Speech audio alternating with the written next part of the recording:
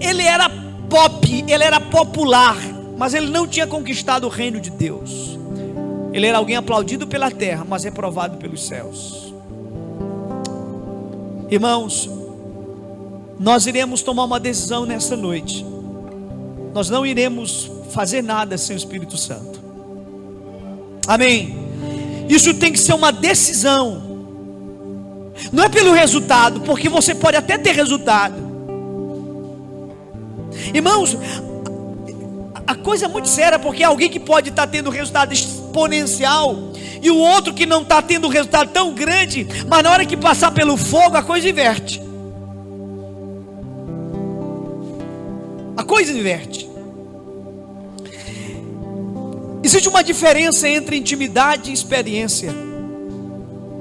O que é experiência? Eu vou te falar de uma história da Bíblia e você vai conseguir distinguir a diferença entre intimidade e experiência.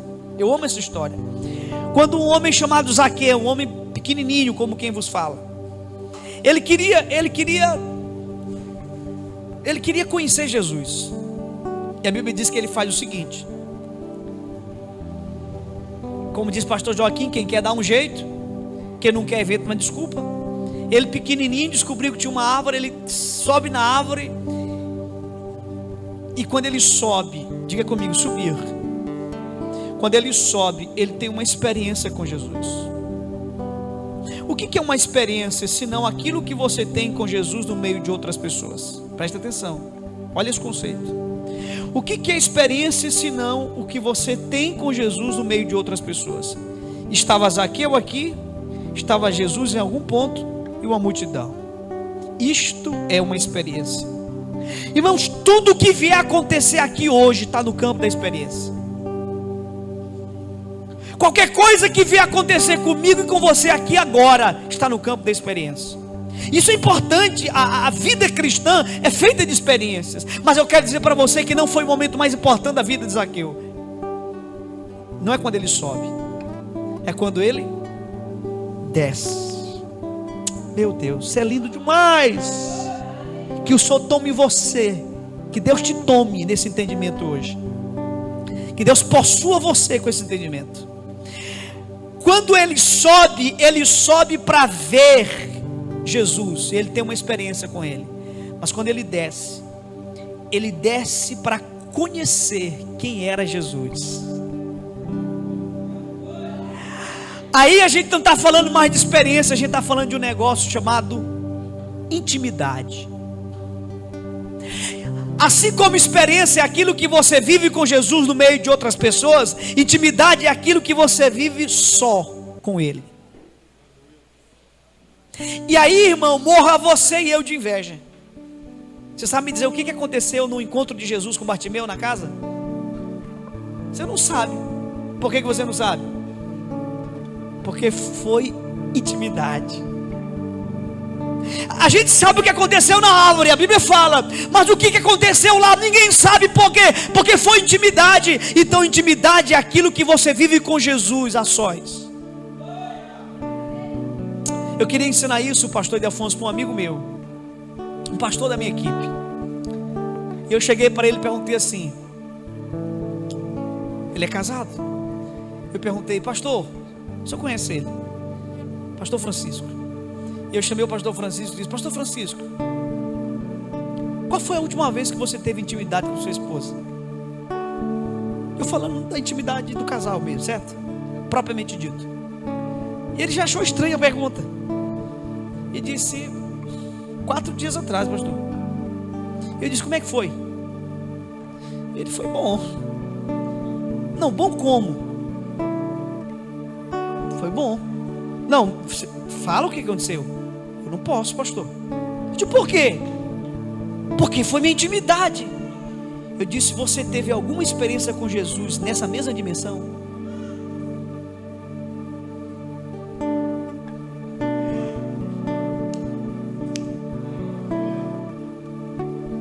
Meu Deus. Intimidade. Será que eu tenho hoje algum momento que eu vivi com Cristo que eu não posso falar? Será que tudo que a gente está vivendo não é no campo da experiência?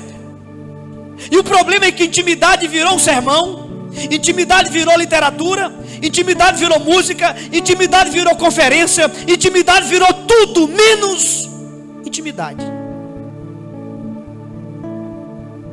Conferência sobre intimidade, livros sobre intimidade, canções sobre intimidade, e lá está Deus esperando.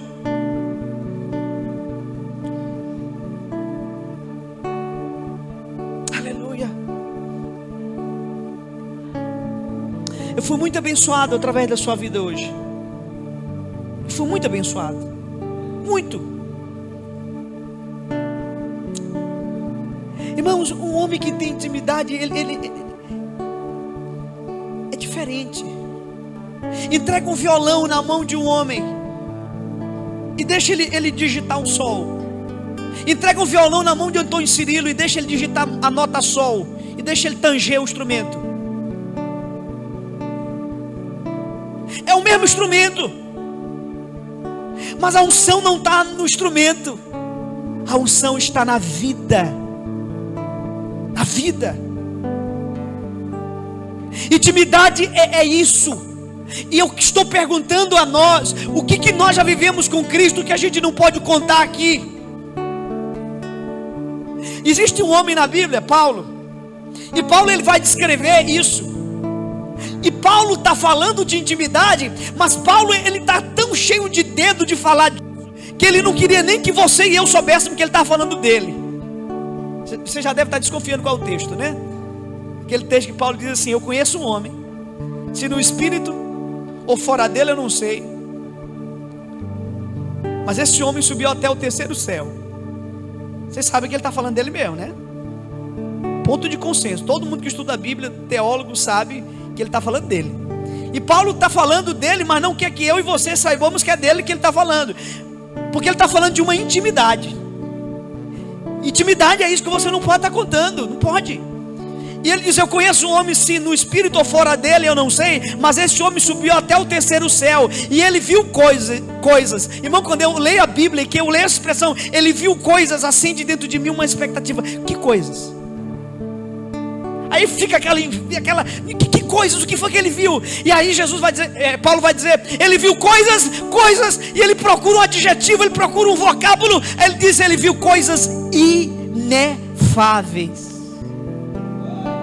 Morra você e eu de inveja. O que ele viu?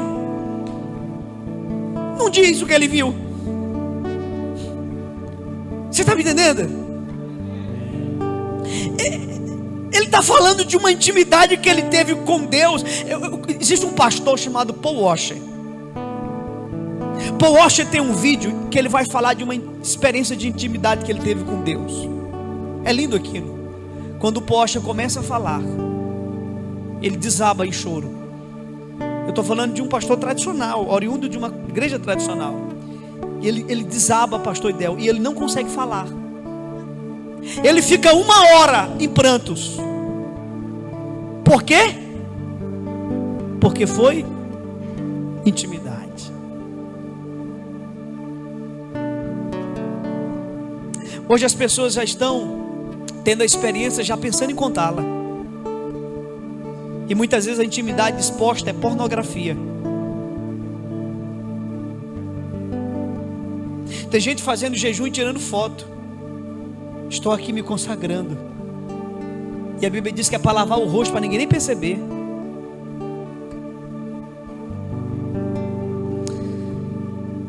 Intimidade. Intimidade aponta para o que é constante. Experiência aponta para o que é esporádico. Deus está procurando homens para revelar o seu coração. Há muitos anos atrás, eu era um garoto, começando meu ministério, eu estava num lugar, eu nunca esqueci isso. E Deus disse assim para mim: meu filho,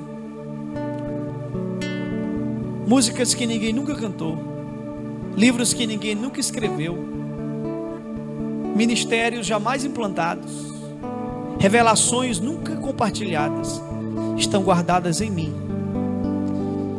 Segredos que eu quero contar, mas nenhum segredo é contado senão na intimidade. Você nunca vai ver ninguém dizendo assim: eu vou contar um segredo para vocês. Não, é assim: vem cá, deixa eu te contar um segredo. Aí você tira a pessoa e leva ele para um ambiente de intimidade. Eu vim dizer para vocês que não tem outro segredo, irmão. Quanto mais íntimo um homem for de Deus, mais poderoso será o seu ministério. O tempo passou, século 21, mas esse princípio é substituível. É insubstituível. Você sabe qual é o segredo da oração? Perguntaram uma vez a John Wesley: John Wesley, qual é o segredo da oração? Ele disse assim: vem cá, vem cá. Eu vou te dizer qual é o segredo da oração. O segredo da oração é a oração em segredo. Você entendeu ou não? Ou vai cair a ficha daqui com uma semana? O segredo da oração é a oração em segredo. Quando eu e o pastor Ildefonso, nós estávamos lá em Cuba, pregando uma nação comunista. Que experiência, né, pastor? Depois da Coreia foi a experiência mais incrível que eu tive. Eu lembro um dia, a gente pregava todo dia. Quando o pastor Idel pregava de manhã, eu pregava à noite, vice-versa. De tarde a gente dava aula de português. Experiência maravilhosa. Eu lembro que um dia eu pregando, de repente eu tive uma experiência, sumiu todo mundo. Eu não via mais ninguém. Eu fui reportado à minha adolescência. E o Espírito Santo me lembrou que o que eu estava pregando em outro país era o que ele tinha compartilhado comigo na sua palavra. Irmãos, Deus, ele vai usar em público quem ele encontrou no secreto.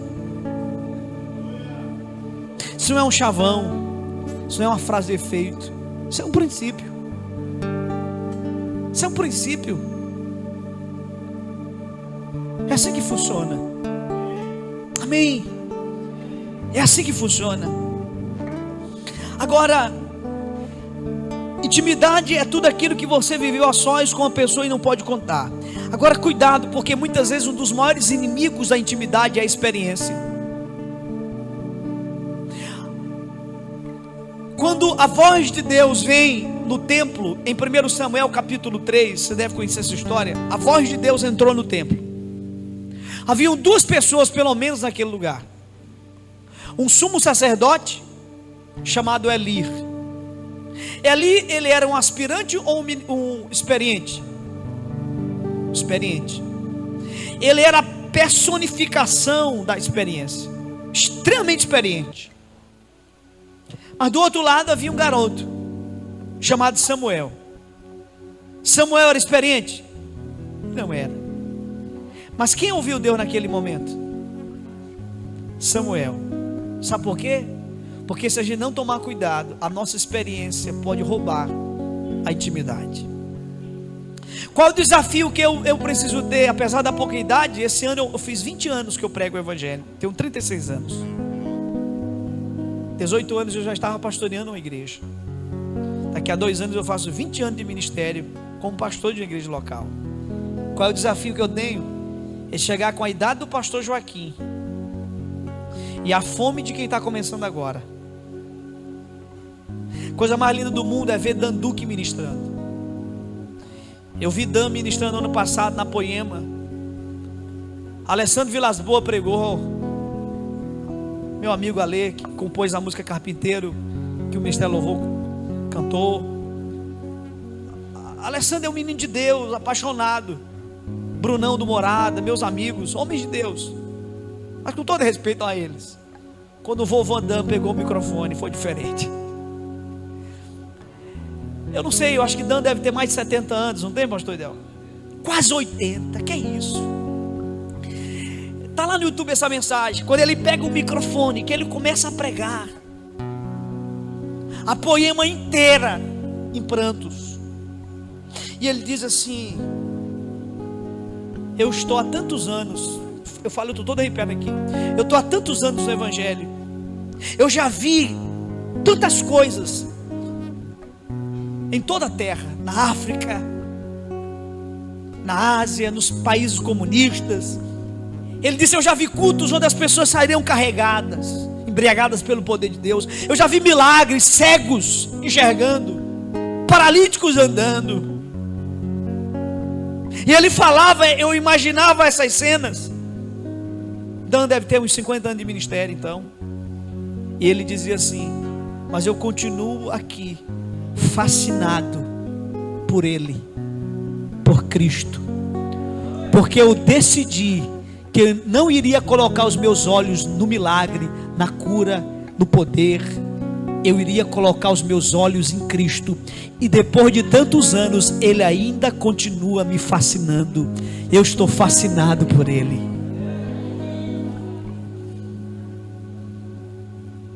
Esse é o meu desafio, é o desafio do pastor Adolfo, é o desafio do pastor Idel, de todos que estão aqui.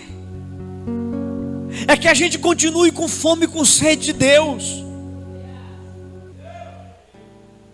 Porque se a gente não tomar cuidado, a experiência tira de nós isso.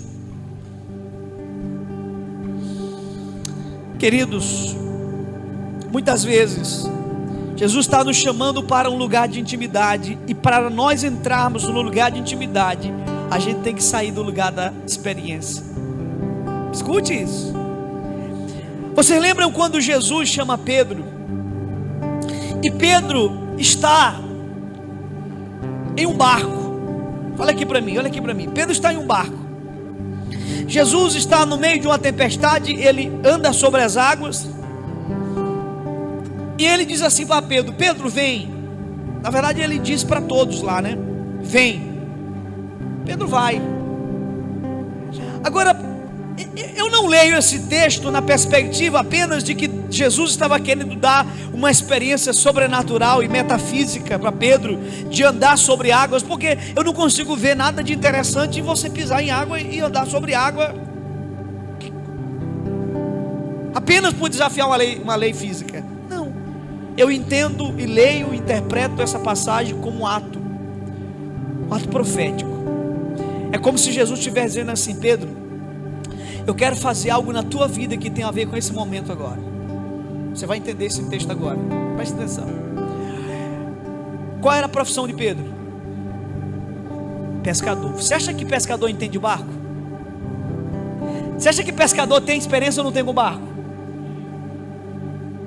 O que Jesus estava fazendo, senão dizendo assim: Pedro, para você chegar mais perto e ter intimidade comigo, você vai ter que sair desse lugar de experiência. Você vai ter que sair desse ambiente de experiência que você controla, que você domina. Tenha coragem, Pedro, de sair desse ambiente de experiência e venha para um ambiente de intimidade, para um ambiente de dependência. Amém? Você pode aplaudir Jesus? A pergunta é: Pedro estava mais seguro? Seja honesto. Pedro estava mais seguro no mar ou no barco? No barco. Mas quem diz para você que o Evangelho é um chamado à segurança?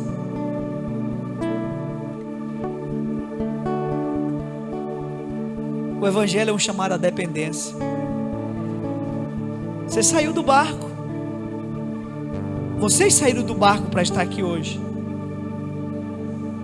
Pisar onde vocês nunca tinham pisado. Eu sei o que é isso, meu amigo. Sabe por que eu estou aqui contigo? Porque eu amo os pequenos começos. Eu estou aqui com vocês nessa noite porque eu, assim como vocês, acredito nessa obra. Acredito muito no chamado de vocês, no que Deus vai fazer nessa cidade. Louvado seja Deus. Vocês vão tocar essa cidade. Vocês serão uma igreja relevante para Pedreiras. Amém. Uma igreja que vai somar com a cidade. E quando o nosso prefeito receber uma direção de Deus e precisar de um povo, ele vai dizer: eu sei que eu tenho um povo ali que vai se alinhar àquilo que Deus vai colocar para essa cidade. Amém. Então nós precisamos nessa noite sair desse ambiente. Agora é fácil? Não é fácil, mas é uma decisão. Não é possível você estar no ambiente da experiência, da segurança, e viver o ambiente do sobrenatural, da intimidade. É uma escolha. Você tem que estar disposto a sair do ambiente da experiência e conhecer coisas novas. Eu nunca esqueci do dia que Deus falou no meu coração, e eu reuni alguns amigos, e nós fomos para o mato, literalmente dentro do mato, irmãos, e ali foram talvez os momentos mais incríveis que eu vi na minha vida. Se uma pessoa normal, se um ser humano normal olhasse o que aconteceu ali, diria que nós estávamos todos loucos. Ainda bem que tinha homens ali como Ricardo Massai, professor de direito, intelectual. Ainda bem que tinha homens como Ricardo.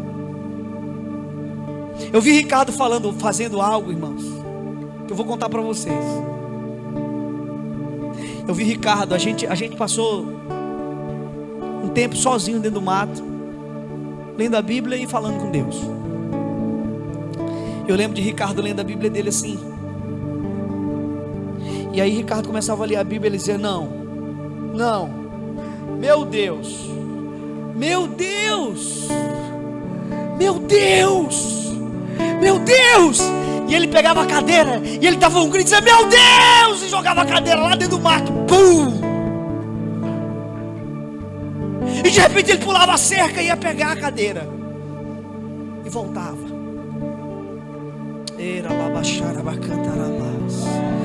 E ele aqui lendo a Bíblia de novo, ele: meu Deus, não, Senhor, meu Deus, o que é isso, meu Pai?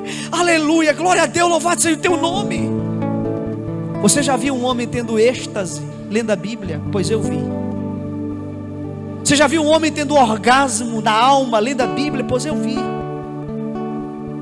Era isso que o salmista quis dizer quando disse: bem-aventurado o homem que não anda segundo o conselho dos ímpios, que não se detém no caminho dos pecadores, e nem na roda dos escarnecedores, mas antes tem o seu prazer. Essa palavra é êxtase. Qual foi a última vez que você fez isso?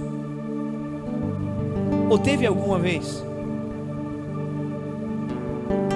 Irmãos, o evangelho só vale a pena se for para valer. O evangelho só vale a pena se for por essas aventuras de pisar na água quando Ele está nos chamando. Posso ouvir um amém? Você sabe qual foi o problema de Sansão? Sabe qual foi o problema de Sansão? O problema de Sansão não foi outro senão a experiência. Talvez seja o texto mais fatídico de toda a Bíblia.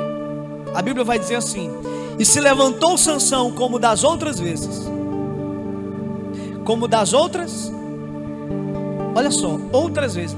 Ele fez aquilo tantas vezes que ele pensou assim: eu aprendi, eu já sei fazer, rapaz, esse negócio. Eu sei fazer tanto que agora eu vou fazer sem Deus. E o texto diz: e ele se levantou como das outras vezes, vírgula, mas agora o Espírito de Deus não estava mais com ele.